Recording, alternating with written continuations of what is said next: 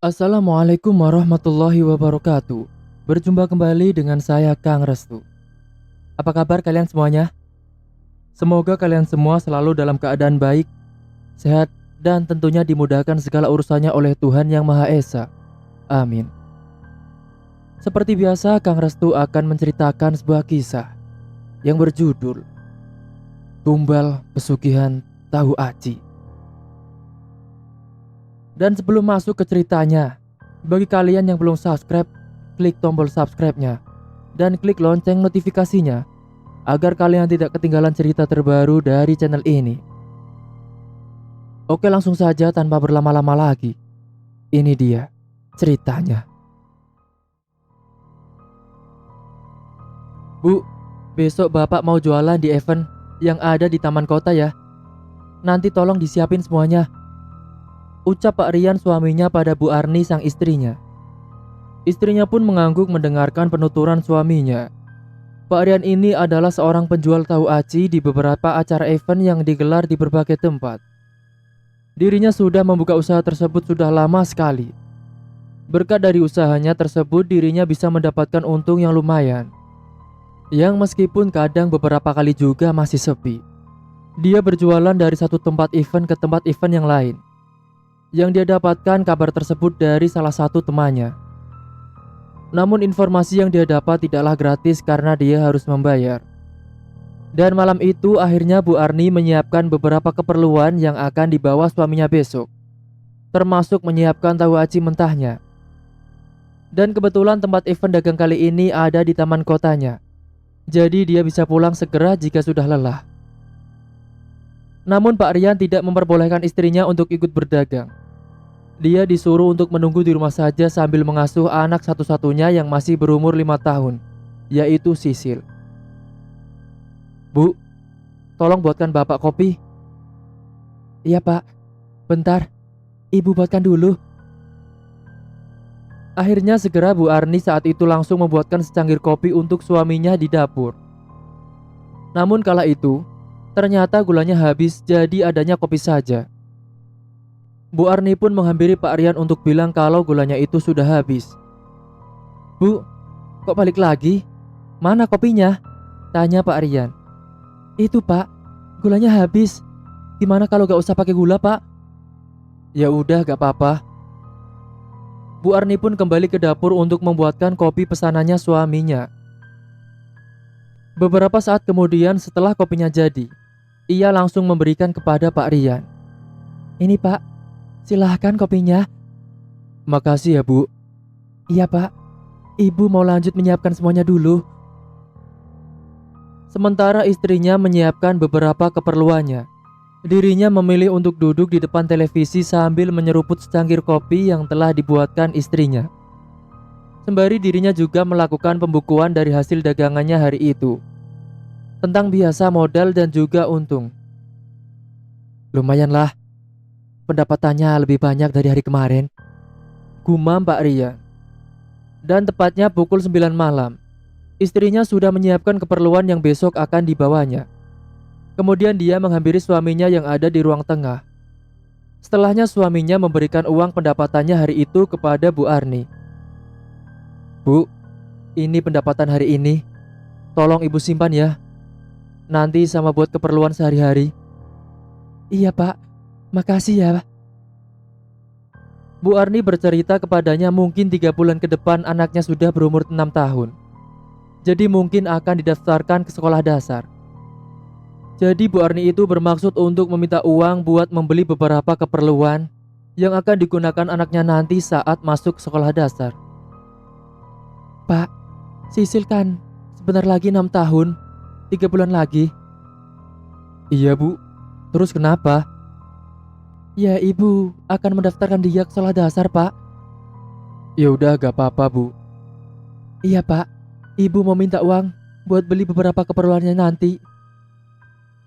Saat kemudian Pak Rian terdiam sejenak berpikir sambil menyurup kopinya. Pak Rian menyuruh untuk mengambil uang dari tabungan saja untuk berbelanja semua kebutuhan yang akan nanti anaknya gunakan. Nanti ambil uang dari tabungan aja dulu ya Bu. Tapi nanti gimana Pak? kalau tabungannya dipakai. Udah, gak apa-apa Bu. Nanti gampang cari lagi. Itu pakai aja dulu buat belanja semua kebutuhannya Sisil. Iya Pak, Ibu nurut Bapak saja deh. Akhirnya karena malam sudah larut, anaknya juga sudah tertidur, mereka berdua pun akhirnya menyusul tidur ke kamar. Setibanya pada waktu pagi harinya, Bu Arni sudah terbangun di pagi hari dan menyiapkan sarapan untuk keluarganya itu. Mereka tinggal di rumah milik mereka sendiri yang meskipun masih terbilang sederhana. Pagi itu Bu Arni yang sedang masak sendirian di dapur karena Pak Rian dan Sisil masih tertidur. Aroma dari nasi goreng yang dimasak Bu Arni itu membuat Pak Rian terbangun dari tidurnya. Perutnya keroncongan sekali mencium aroma masakan pagi hari. Dia pun segera bangkit bangun sambil mengucek kedua matanya dan menghampiri Bu Arni yang sudah ada di dapur. Bu, masak apa sih? Baunya harum banget, bikin lapar saja. Ini Pak, masak nasi goreng. Sana Pak, Bapak mandi dulu, nanti baru sarapan. Iya Bu. Akhirnya Pak Rian pun memilih untuk mandi terlebih dahulu, karena biar seger badannya dan biar sekalian nunggu nasi gorengnya matang dulu. Beberapa saat kemudian Pak Rian pun sudah selesai mandi dan nasi gorengnya juga sudah makan. Ayo Pak, sarapan dulu, ucap Bu Arni.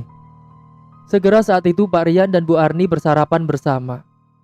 Dan tiba-tiba saja Sisil datang yang baru bangun tidur. Sini sayang, kita sarapan, biar ibu suapin, ucap Bu Arni. Mereka pun menikmati nasi goreng buatannya Bu Arni sambil ngobrol-ngobrol bersama. Dan pagi itu rencananya Pak Rian dan Bu Arni mau ke pasar untuk belanja keperluan, karena nanti Pak Rian akan berangkat ke acara event itu agak siangan. Pak, nanti setelah ini kita jadi ke pasar kan? Iya Bu, jadi buat bahan-bahan besok. Kala itu Bu Arni makannya dipercepat karena dia harus mandi terlebih dahulu. Setelah Bu Arni sudah selesai makannya, Bu Arni pun segera untuk mandi sekalian mau memandikan Sisil terlebih dahulu. Karena seperti biasa Sisil selalu ikut belanja dengan bapak ibunya ke pasar.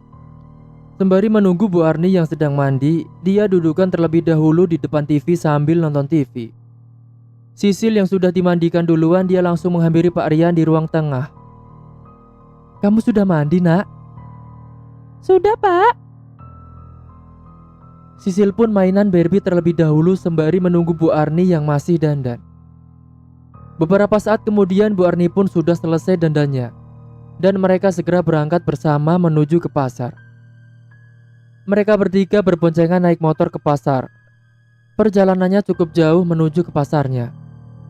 Pagi itu jalanan sangat banyak orang yang berlalu lalang aktivitasnya masing-masing. Setelah beberapa saat kemudian, mereka pun akhirnya sampai juga di pasar. Bu Arni langsung masuk ke dalam pasar untuk membeli beberapa keperluan buat bikin tahu acinya. Sedangkan Pak Rian dan Sisil menunggu saja di parkiran, karena Pak Rian dan Sisil malas ke dalam pasar karena pastinya berdesakan dan lama. Bu Arni seperti biasanya langsung menghampiri ke penjual langganannya setiap hari untuk membeli tahunya yang bagus dan murah. Bu, tahunya seperti biasa ya? Iya Mbak Arni, sendirian aja. Iya Bu, itu suami saya sama anak saya nunggu di parkiran. Penjual tahunya itu menyiapkan pesanannya Bu Arni sambil ngobrol bersama.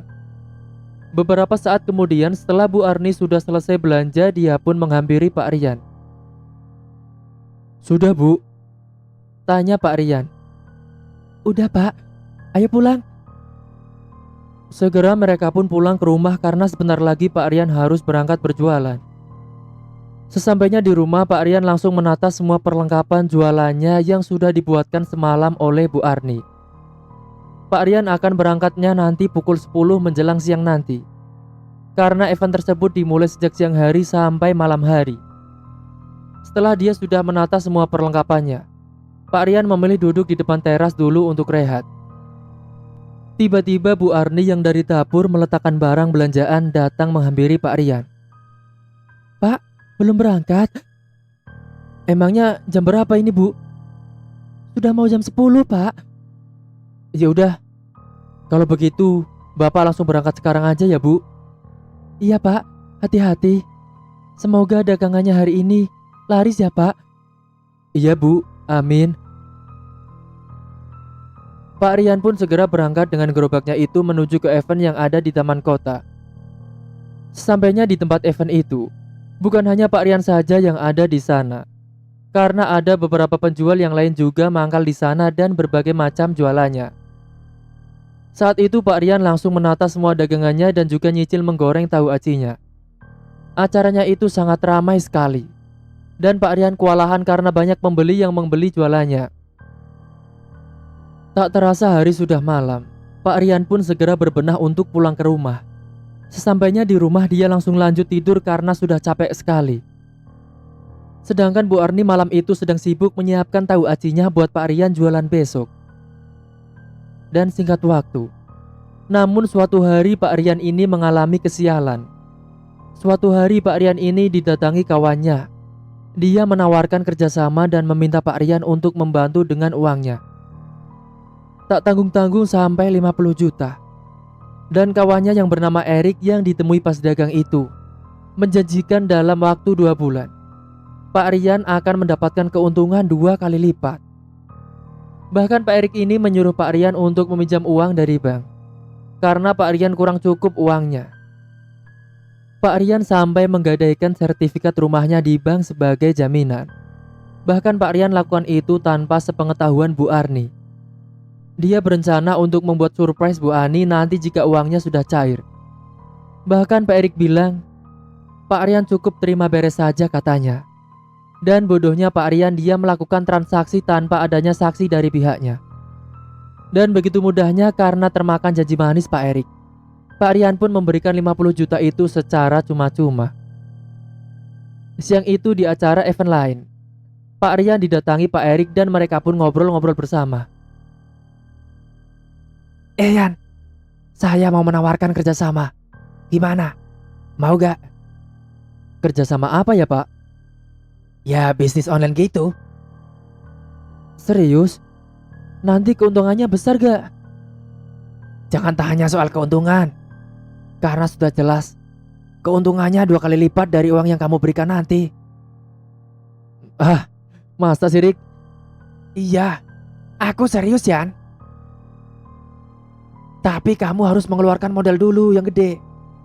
Nantinya kamu akan mendapatkan 2 kali lipat. Emangnya berapa modalnya?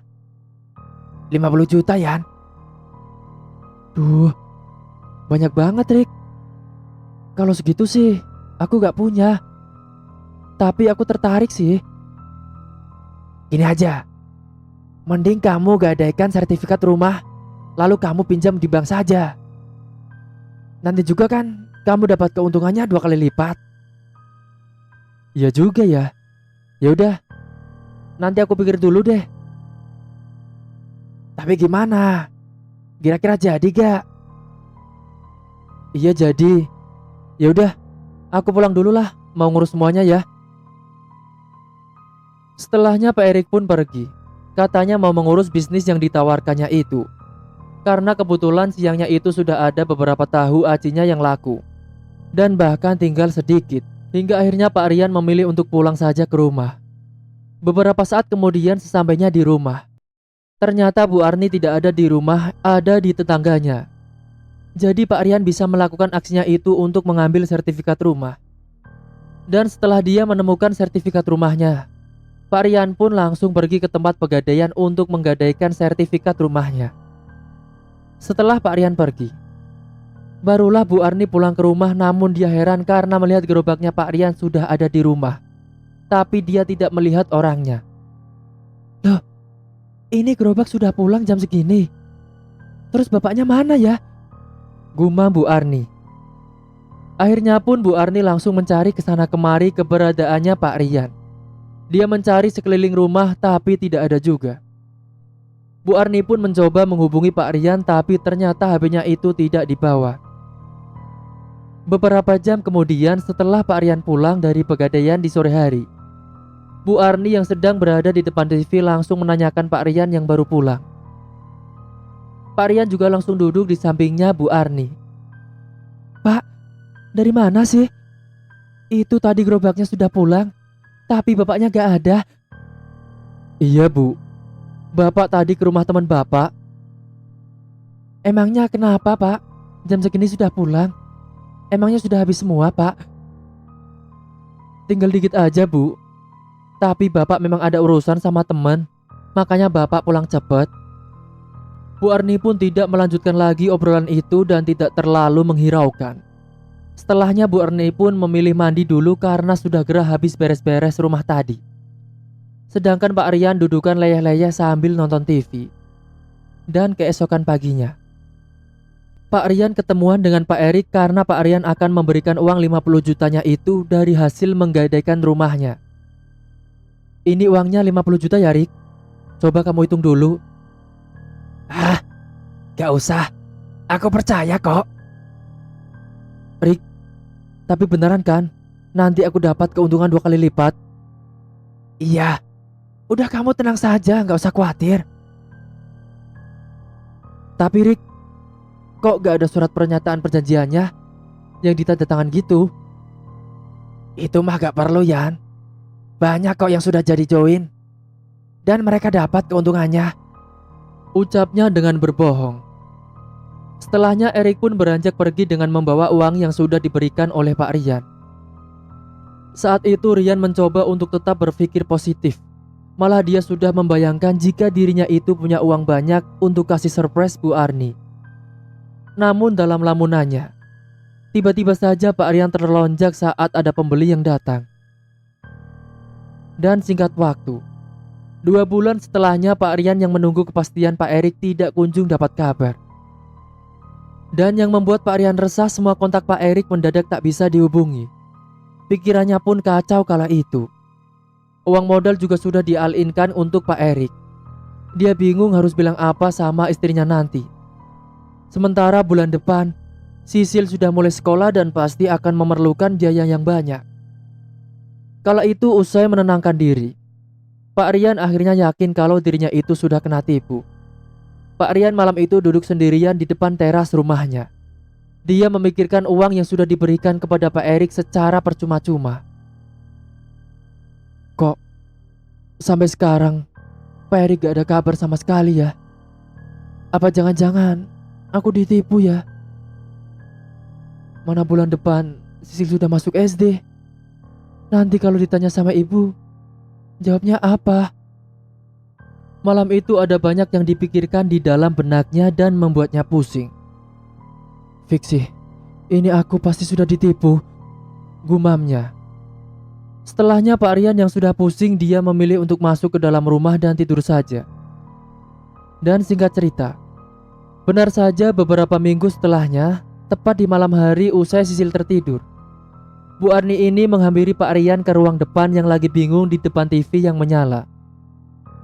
Bu Arni ini minta data pembukuan penjualannya, dan dia merasa heran kala mendapati hasil yang tidak seperti biasanya. Bahkan jumlah modalnya malah jadi semakin sedikit. Dan Bu Arni juga berujar minta uang buat keperluan Sisil minggu depan. Pak, mana data pembukuan penjualannya? Ibu mau lihat Pak. Ini Bu. Loh Pak, kenapa hasil pendapatannya menurun drastis? Modalnya juga tinggal dikit. Iya Bu, memang lagi sepi, ujar Pak Rian dengan alasannya. Kalau gitu, gimana Pak? Minggu depan Sisil kan harus masuk sekolah. Emangnya gak jadi pakai uang tabungan Bu? Ya jadi Pak, tapi kan tetap saja uangnya kurang. Kala itu wajah Pak Rian jadi cemas. Namun dengan keberanian, Pak Rian akhirnya mutusin beritahu semuanya soal dirinya yang diam-diam menggadaikan sertifikat rumah untuk all-in bisnis yang sudah ditawari oleh Pak Erik. Dan juga tentang hasil yang selama ini dijanjikan namun belum dibayarkan, serta nomor Pak Erik yang sudah gak bisa dihubungi. Dan itu semua Pak Rian lakukan tanpa sepengetahuan Bu Arni. Bu, Bapak mau jujur sama Ibu. Tapi Ibu jangan marah ya. Jujur apa Pak? Emangnya selama ini ada yang Bapak sembunyikan? Tanya Bu Arni. Iya Bu, Selama ini Bapak sudah diam-diam menggadaikan sertifikat rumah.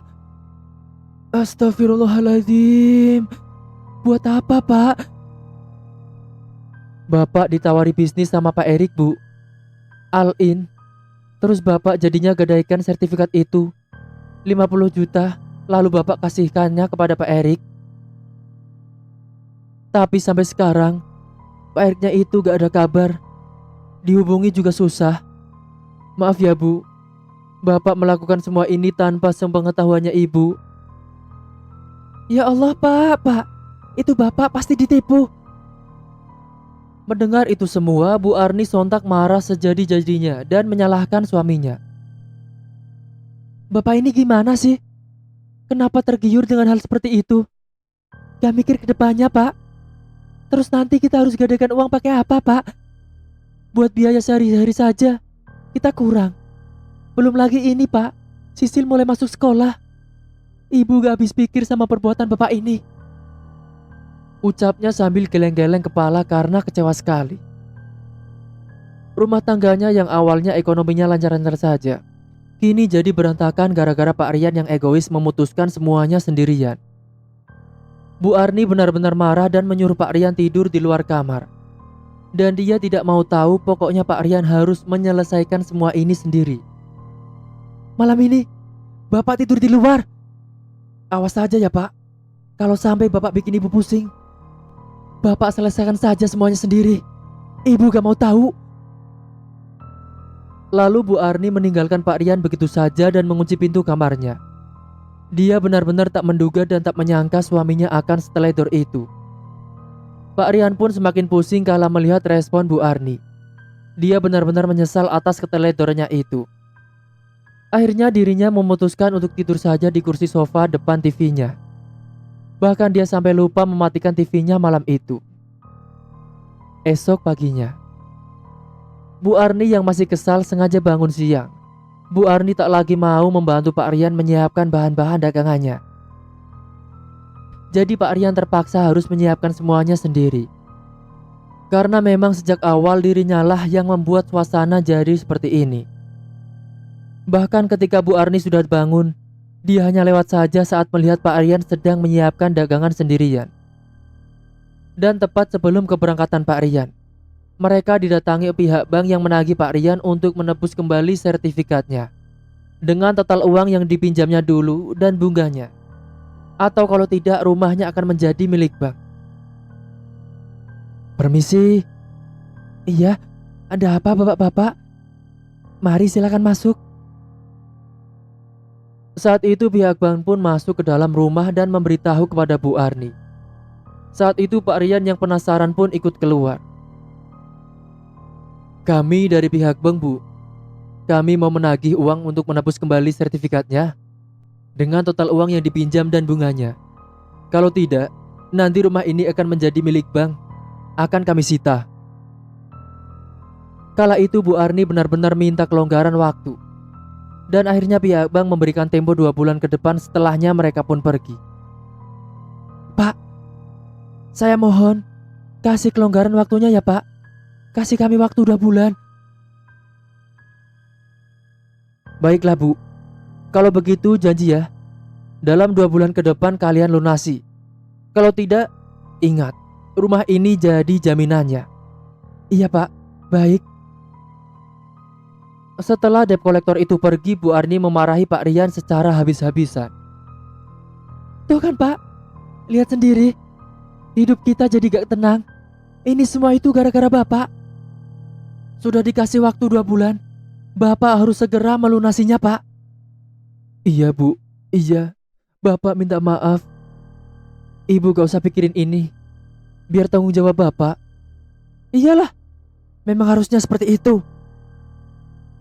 Setelahnya Pak Rian pun beranjak ke lapak dagangannya. Dan setibanya di sana dia langsung menata dagangannya. Dia ditegur kawannya karena tampak lesu sekali. Waktu itu belum ada pembeli yang datang. Kemudian Pak Rian menceritakan sedikit apa yang dialaminya. Kawannya yang mendengar nama Pak Erik langsung menyahuti. Karena pasalnya menurut si kawan, bahwa memang Pak Erik ini juga pernah nipu orang lain juga ternyata. Pak Rian pun kaget dengar itu. Namun pembicaraan mereka harus terhenti saat pembeli mulai berdatangan. Namun entah kenapa, usai kena tipu 50 juta itu, kini dagangan Pak Rian malah jadi sepi gak seramai sebelumnya. Dia pun tertunduk di lapaknya merenung bagaimana caranya agar dirinya itu bisa ngumpulin uang 50 juta dalam waktu 2 bulan. Karena jika gagal, bisa saja Bu Arni ini memilih cerai sama Pak Rian. Dan Pak Rian gak mau itu semua terjadi. Dia yang juga masih muak dengan Pak Erik tiba-tiba kepikiran untuk menyantetnya. Dan saat dirinya kepikiran kata santet, dia jadi teringat sesuatu, yakni soal pesugihan, apakah itu benar-benar nyata. Pikirnya jika emang iya dia maka akan mencobanya. Karena sudah mantap, mungkin nanti pekan dia akan mencari tahu di mana letak dukun sakti yang ada di sekitar desanya. Dan singkat waktu, pekan tiba. Pak Rian pun libur dagang. Dia pergi ke tempat dukun yang sudah dia ketahui lokasinya. Dia mendapatkan info itu dari temannya yang ada di desa lain, namun masih satu kabupaten dengannya. Rumah dukun katanya ke dalam kebun-kebun. Dan singkatnya usai menempuh jarak yang tidak terlalu jauh, kemudian Pak Rian lanjut masuk ke dalam kebun-kebun dan kemudian mendapati sebuah rumah pagar di situ. Usai ketuk pintu, sosok kakek-kakek yang bernama Mbah Dodo pun muncul. Kemudian menyuruhnya duduk di kursi depan teras. "Permisi." Suara pintu pun dibuka. Mari, silakan duduk. Kita bicarakan di depan aja ya. Akhirnya Pak Rian dan Mbah Dodo pun duduk di depan teras rumah sambil menyampaikan maksudnya. Pak Rian kemudian menyampaikan niatnya, mau menyantet Pak Erik dan melakukan pesugihan. Namun Mbah Dodo mematok harga untuk jasanya itu 2 juta. Untungnya Pak Rian bawa uang kala itu. Dia meminjam temannya sekitar 3 juta. Usai sepakat, Mbah Dodo menyuruh menunggunya sampai malam hari. Jelaskan, apa maksud kedatangan kamu ke sini? Saya datang ke sini mau menyantet seseorang, Mbah. Dia sudah menipu saya, membawa uang saya 50 juta. Tapi saya juga mau melakukan pesugihan, Mbah. Mbah Dodo pun mangguk-mangguk mendengarkan penjelasannya dari Pak Rian. Tapi sebelum melakukan ritual, nanti kamu harus membayar jasa saya sebagai maharnya. Iya, Mbah. Berapa? 2 juta saja. Baik, Mbah. Saya sudah siapkan dari rumah. Setelahnya Pak Rian pun mengambil uangnya itu yang ada di tas selempang yang dibawanya dan diberikan kepada Mbah Dodo. Ini, Mbah, uangnya. Sekarang kamu istirahat saja. Nanti malam kita lakukan ritualnya. Iya, Mbah. Saat itu akhirnya Pak Rian masuk ke dalam kamar tamu yang ada di dalam rumahnya Mbah Dodo untuk istirahat. Dan singkatnya, malam telah tiba. Mbah Dodo mengajak Pak Rian untuk melakukan sebuah ritual di ruangannya. Ayo, ikut saya. Kita lakukan ritualnya. Baik, Mbah. Pak Rian berjalan mengekor di belakangnya Mbah Dodo. Sampainya di dalam ruangan ritual, Pak Rian melihat sudah ada beberapa sesajen dan kemenyan. Hembusan angin malam terasa dingin ketika menembus tembok yang terbuat dari lempengan kayu itu. Awalnya Mbah Dodo melakukan ritual untuk penyantetan Pak Erik. Mbah Dodo mulai membakar kemenyan dan dia langsung mengambil boneka santet yang kemudian diasapkan di atas kemenyan yang menyala sambil membacakan mantranya. Saat itu boneka santet disiram dengan darah yang berwarna merah kental. Bahkan baunya amis sekali lalu masih tetap diasapkan. Setelahnya Mbah Dodo menusuk-nusuk boneka itu beberapa kali. Pak Rian yang melihat ritual itu pun merinding bergidik ngeri. Tapi karena dia yang sudah benci, dia harus tetap membalaskan dendamnya. Sesaat kemudian Pak Rian melihat ada asap hitam yang kemudian berhenti di samping Mbah Dodo. Dan beliau berkomunikasi dengan asap hitam itu. Akan tetapi Pak Rian tidak tahu apa yang dibicarakan. Usai itu asap hitam tersebut kemudian pergi melewati jendelanya. Setelahnya ritual untuk penyantetan pun selesai. Kemudian setelah usai, lanjut melakukan ritual untuk pesugihannya. Setelah ini, Kau harus melakukan ritual bertapa di bawah pohon besar keramat. Iya, baik Mbah. Saya mau melakukan apapun. Mbah Dodo pun melakukan ritual lagi membacakan mantranya sambil mulut berkomat kamit. Setelahnya Pak Rian diajak ke belakang untuk mandi kembang terlebih dahulu. Pak Rian pun melepas bajunya dan disiramkan kembang 7 rupa oleh Mbah Dodo sambil dibacakan mantranya. Usai mandi kembang, Pak Rian diajak pergi ke tengah kebun. Di sana ada pohon besar keramat dan nantinya Pak Rian akan bertapa di sana semalaman. Beberapa saat kemudian mereka pun akhirnya sampai juga di tengah kebun, tepatnya di bawah pohon besar keramat itu. Setelahnya Mbah Dodo meletakkan beberapa sesajen dan juga kemenyan yang saat itu sudah ditata di bawah pohon besar. Kemenyan pun sudah mulai dibakar dan Pak Rian disuruh untuk duduk bersila. Silakan duduk bersila. Dan ini mantranya. Kau harus membacakan selama semalam, jangan makan dan minum. Pak Rian pun mengangguk paham mendengar ucapannya Mbah Dodo. Nanti kalau ada beberapa gangguan, jangan kamu hiraukan ya. Iya Mbah. Kalau begitu, saya pulang dulu. Nanti sebelum subuh, kamu pulang ke rumah. Setelah Mbah Dodo pergi meninggalkan Pak Rian sendirian di bawah pohon keramat itu, Pak Rian pun mulai merapalkan mantra yang sudah diberikan oleh Mbah Dodo. Beberapa saat kemudian Pak Rian mendapatkan gangguan yang membuat bulu kuduk merinding. Kala dia sedang sibuk melakukan ritual, tiba-tiba saja dia dikejutkan dengan suara tapakan kaki yang terseok-seok terdengar jelas di belakang tubuhnya. Seketika Pak Rian pun gemetaran kala itu. Dia benar-benar sangat merinding. Akan tetapi sesuai dengan pesan Mbah Dodo untuk tidak melihat ke belakang atau menghiraukan gangguan yang datang, Pak Rian pun tetap fokus membacakan mantranya. Sesaat setelahnya suara itu menghilang begitu saja entah kemana. Akan tetapi Pak Rian dikejutkan kembali dengan suara wanita yang tertawa mengikik. Dan saat Pak Rian lihat kalau di hadapannya itu ada sosok kuntilanak yang sangat menyeramkan sekali. Wajahnya hancur dan berdarah. Pak Rian terlonjak kaget, dia benar-benar ketakutan. Akan tetapi dia mencoba melawan rasa takutnya itu. Hembusan angin kencang malam itu membuat suasana malam sangat dingin dan merasuk ke dalam tubuh Pak Rian. Kemudian Pak Rian mencium bau busuk yang sangat menyengat seperti bau bangkai tikus. Dia juga mendengar tapakan kaki yang sangat berat dan besar seperti dentuman. Suara langkah kaki itu membuat seperti tanah bergoyang dan bergetar sekali. Hingga akhirnya sosok tinggi besar itu berjalan menuju ke depannya Pak Rian. Keringat dingin menetes dari pelipis dahi Pak Rian, bahkan sekujur tubuhnya, karena dia benar-benar takut sekali. Setelahnya sosok itu pergi meninggalkan Pak Rian yang masih terus fokus melakukan ritualnya sambil membaca mantra dan meninggalkan sebuah asap hitam.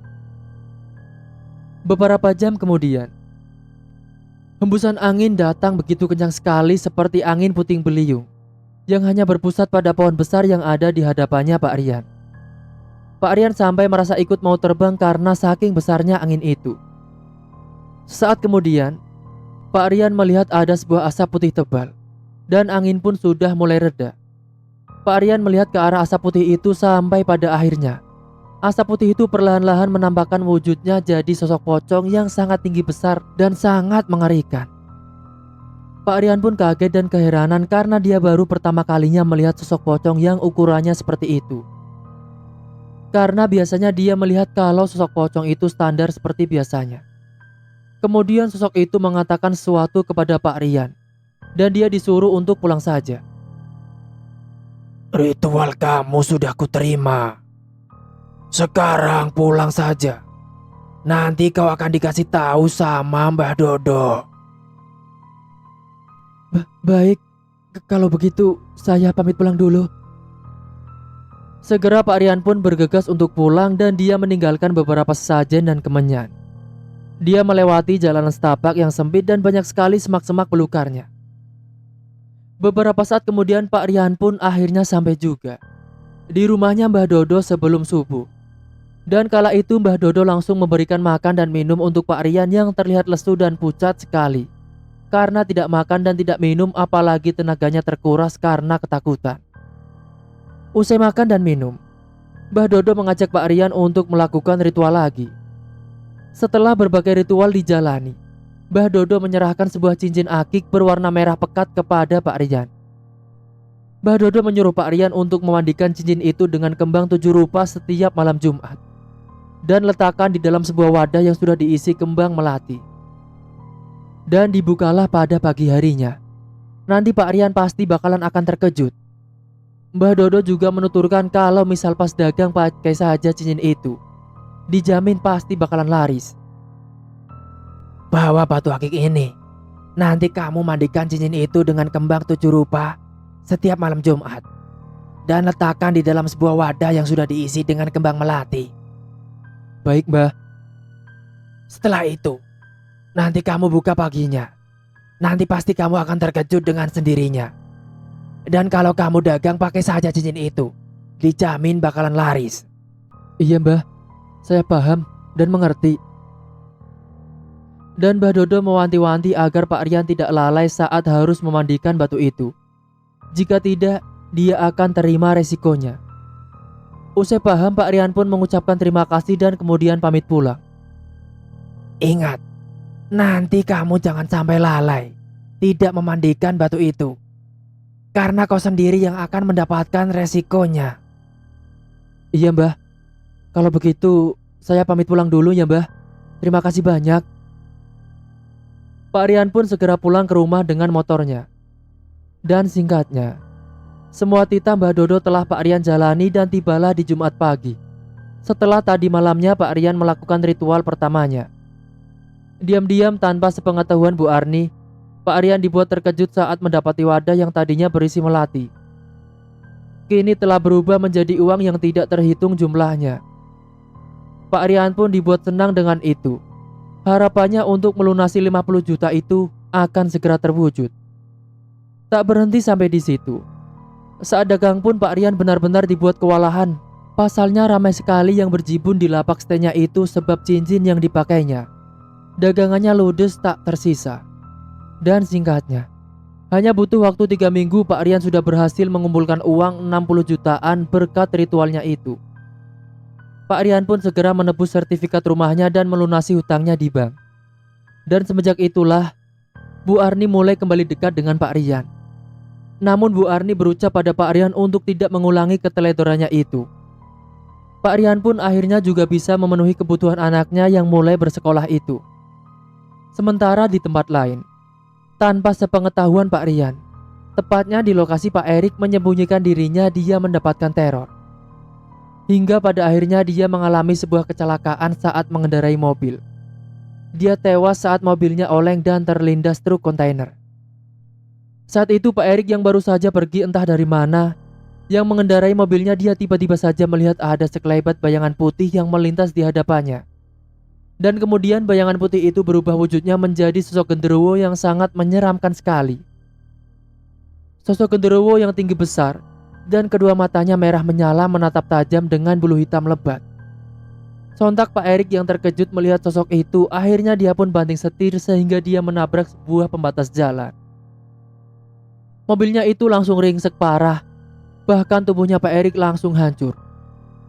Segera para warga membantu Pak Erik dan dia dibawa ke rumahnya untuk dimakamkan. Kembali ke Pak Rian. Usai dirinya senang dengan kekayaan yang diraih dengan cara sesat itu, Pak Rian malah semakin ketagihan melakukan ritualnya. Hingga dia tak sadar bahwa bahaya sedang mengincarnya di kemudian hari. Namun semenjak dirinya kaya raya dan bergelimang harta, Pak Rian sekeluarga selalu mendapatkan teror gangguan yang menyeramkan di rumahnya. Suatu malam Bu Arni yang sedang buang air kecil karena terbangun dari tidurnya. Dia tiba-tiba saja mendengar ada suara wanita yang tertawa mengikik jelas sekali dari dalam kamar mandi. Dan suara itu membuat Bu Arni merinding. Dia pun kaget saat ada yang mengetuk pintu kamar mandinya beberapa kali. Segera Bu Arni pun keluar membuka pintunya. Karena takutnya ada Pak Rian juga yang bangun kala itu untuk buang air. Suara pintu terbuka. Setelah pintunya dibuka, betapa terkejutnya Bu Arni melihat ada sosok pocong tinggi besar dan sangat menyeramkan sekali. Wajahnya hancur penuh dengan darah dan nanah, baunya juga sangat busuk sekali. Sontak tubuhnya Bu Arni langsung terbujur kaku. Hingga akhirnya dia pun ambruk pingsan juga di depan kamar mandi. Saat itu Bu Arni pingsan dan kepalanya terbentur oleh tembok. Pada keesokan paginya, Pak Rian yang sudah bangun tidur, dia kaget mendapati istrinya sudah terkapar di depan kamar mandi. Dan segera dia mengangkat Bu Arni menuju ke kamarnya. Setelah beberapa saat kemudian, akhirnya Bu Arni pun sadar dari pingsannya itu. Malam berikutnya juga terjadi pada Sisil. Dia yang sedang mainan sendiri di dalam kamarnya. Tiba-tiba saja dia nangis kejer saat dirinya melihat ada sosok kuntilanak berada di pojok kamar dengan pakaian putih lusuh dan wajahnya yang sangat menyeramkan sekali. Kedua matanya melotot menatap tajam dan rambut panjangnya yang acak-acakan sekali. Bu Arni dan Pak Rian yang sedang nonton TV mendengar Sisil menangis kejer pun langsung menghampiri ke dalam kamarnya. "Sisil, kenapa itu, Bu? Ayo kita lihat, Pak." Segera mereka pun pergi ke kamar dan melihat keadaannya Sisil. Namun saat itu mereka melihat kalau Sisil sudah menenggelamkan kepalanya di kaki yang tertekuk karena takut. Bu Arni langsung menggendong tubuh Sisil yang masih nangis dan mencoba untuk menenangkannya. Beberapa saat kemudian, Sisil mulai tenang dan tidak menangis lagi. Akan tetapi tiba-tiba hembusan angin kencang masuk ke dalam rumah yang membuat suasana rumah malam itu sangat mencekam sekali. Setelahnya Pak Rian duduk di depan teras rumah dan dia ngopi sambil merokok. Dan tiba-tiba saja, dia dikejutkan dengan bayangan putih yang melintas dan berhenti di pohon yang ada di depan rumahnya. Dan saat dia lihat dengan seksama, ternyata bayangan putih itu berubah wujudnya menjadi sosok pocong yang sangat menyeramkan sekali. Yang tinggi besar, wajahnya busuk dan hancur. Pak Rian pun terlonjak kaget dan ketakutan. Beberapa saat kemudian dia pun akhirnya langsung masuk ke dalam rumah dengan jantung yang berdegup kencang serta keringat yang membasahi tubuh. "Kamu kenapa, Pak?" tanya Bu Arni yang melihat Pak Rian ketakutan dan ngos-ngosan. Gak apa-apa, Bu." Setelahnya, Pak Rian dan Bu Arni memilih untuk tidur karena sudah capek dan lelah. Bahkan suatu hari, Pak Rian yang baru saja pulang berjualan sendirian di malam hari, ia melewati jalan yang sepi. Tiba-tiba saja kala itu Pak Rian yang sedang dalam perjalanan pulang. Dia diikuti oleh sosok kuntilanak yang sangat menyeramkan sekali. Kuntilanak itu terbang mengikutinya dari belakang dengan pakaian putih lusuh dan penuh dengan tanah. Bahkan wajahnya hancur penuh dengan darah. 1 tahun berlalu. Suatu hari saat sedang jalani ritual, tiba-tiba Pak Rian ini didatangi sosok penunggu batu itu. Dan sosok itu meminta Sisil sebagai tumbalnya, demi Pak Rian untuk menerima kekayaan yang lebih lagi. Pak Rian yang masih ketakutan dengan gugup dia berkata bahwa dia tak mau menumbalkan anaknya. Sosok itu tetap memaksa, namun Pak Rian juga tetap menolak. "Jika kau menolak memberikan anakmu, maka kau sendiri yang akan menanggung resikonya," ujar sosok itu kemudian menghilang. Hingga suatu malam, saat Pak Rian sedang tidur, dia dikagetkan dengan ledakan yang tiba-tiba terdengar di atap rumahnya. Setelah berbunyi ledakan itu, mendadak tubuh Pak Rian langsung kaku, tidak bisa bergerak. Bahkan dia merasakan sakit pada bagian dadanya. Dia bahkan tidak bisa berucap kala itu. Dan pada pagi harinya, Bu Arni yang mengetahui kondisi Pak Rian langsung panik dan khawatir.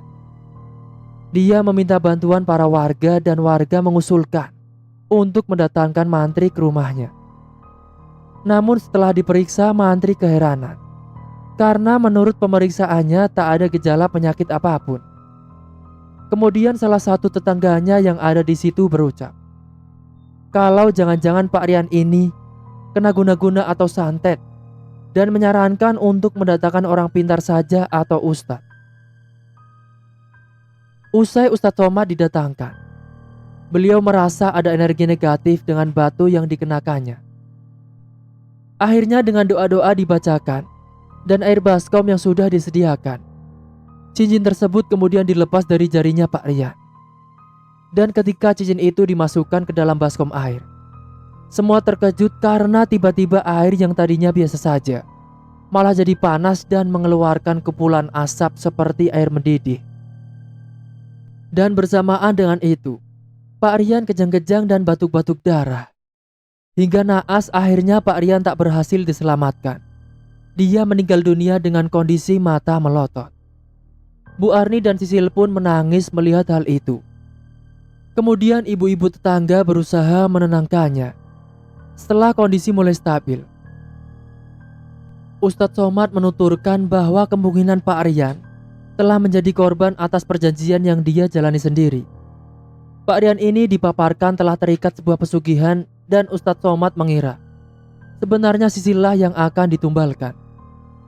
Dan mungkin Pak Rian menolak, makanya dirinya lah yang tewas.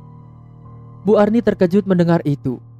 Marah dan sedih pokoknya campur jadi satu. Namun akhirnya jenazah Pak Rian dimakamkan hari itu juga. Dan setelahnya Bu Arni dan Sisil ini memutuskan pindah ke rumah orang tuanya saja dan menetap di sana. Sementara rumahnya kini akan dijual untuk biaya kehidupan mereka sehari-hari. Jangan gampang tergiur dengan penghasilan yang lebih besar dari orang lain tanpa tahu seluk-beluknya terlebih dahulu. Semoga kita dijauhkan dari hal-hal yang demikian, apalagi sampai melakukan perbuatan yang menyimpang agama. Untuk menutupi semua yang bersangkutan dengan harta kekayaan yang berlimpah dan membahagiakan anak istri dengan cara yang salah. Cerita pun tamat. Dan seperti biasa bagi kalian bisa ambil sisi positifnya dan buang sisi negatifnya. Dan bagi saya kurang lebihnya mohon maaf apabila ada salah kata atau ucapan yang kurang berkenan bagi para pendengar sekalian. Akhir kata, wassalamualaikum warahmatullahi wabarakatuh.